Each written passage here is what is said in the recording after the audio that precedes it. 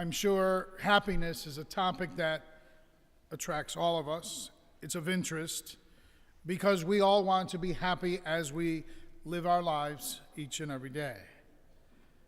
And so the Beatitudes this evening say that the really blessed are the people who are good folks, those that people tend to look down upon, the poor, the troubled, those who get taken advantage of even.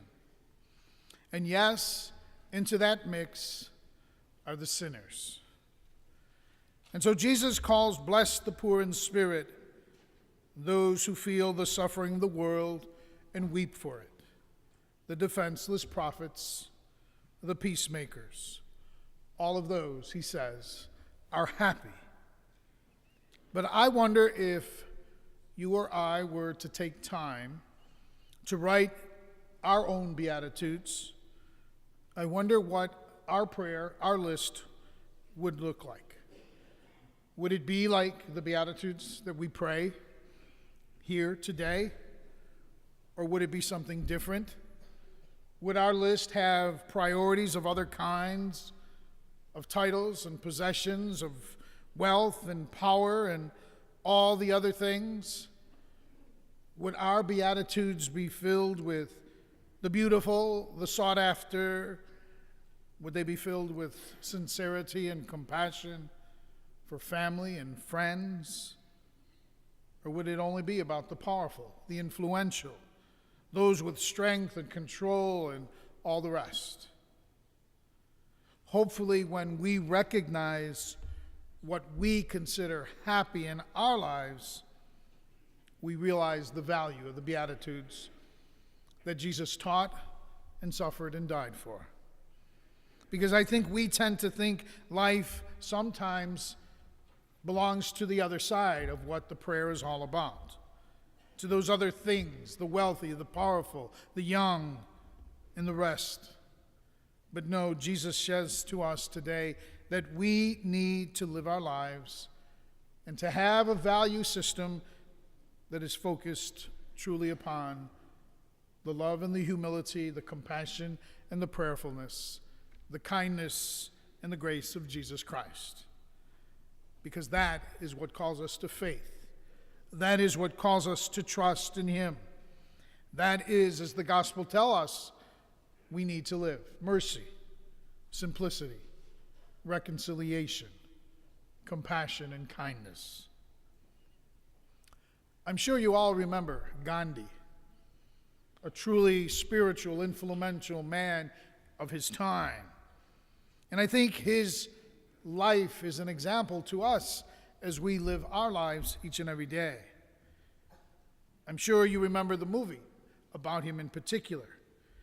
And I think that movie, in a little way, shows us the importance of how we need to change our lives to meet the challenges that come before us, and how in the midst of it all, we can face the trials, the tribulations of life, and truly be blessed.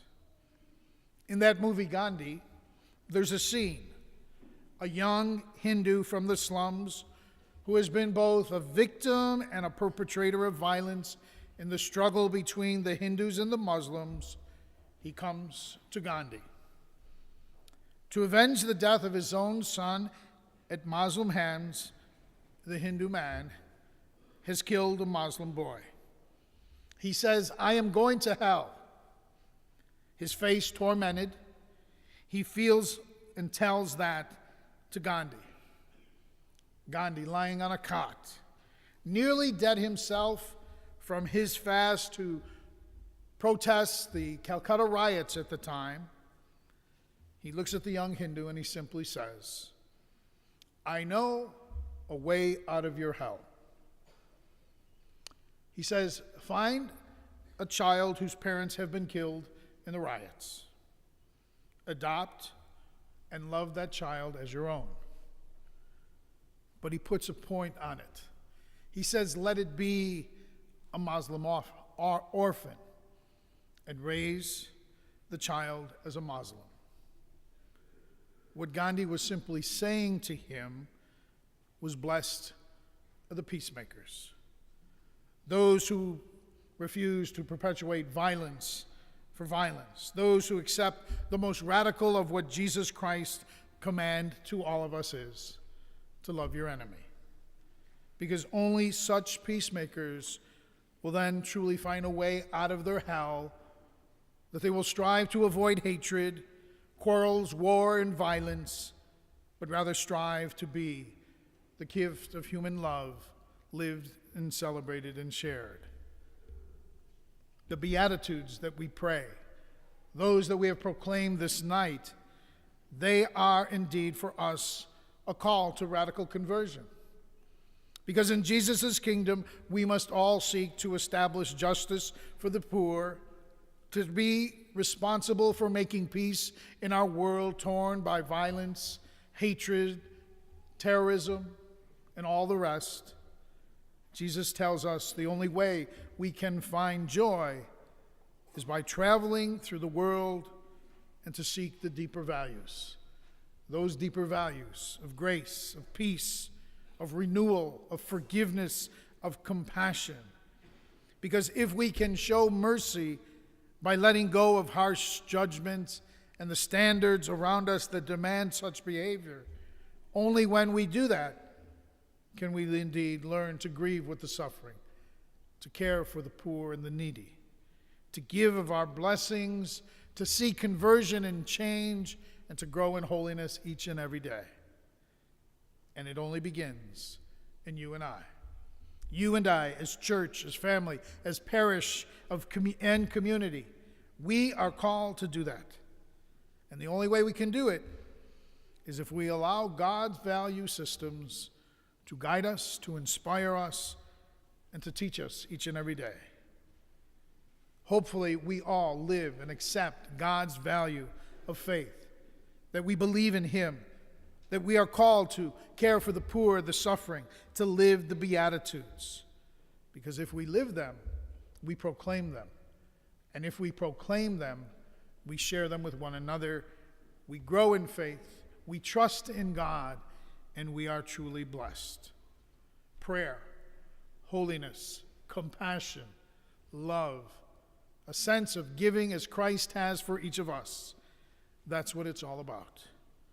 As we proclaim our faith in a moment, let's us be especially mindful of how we are called to accept God's values as we pray those words, because they are the words that guide us. They are the words that we believe in. They are the words that we are willing to suffer for. They are the words that Christ has given to us. May we appreciate them, celebrate them, and live them every day. God has blessed us. May we bless one another.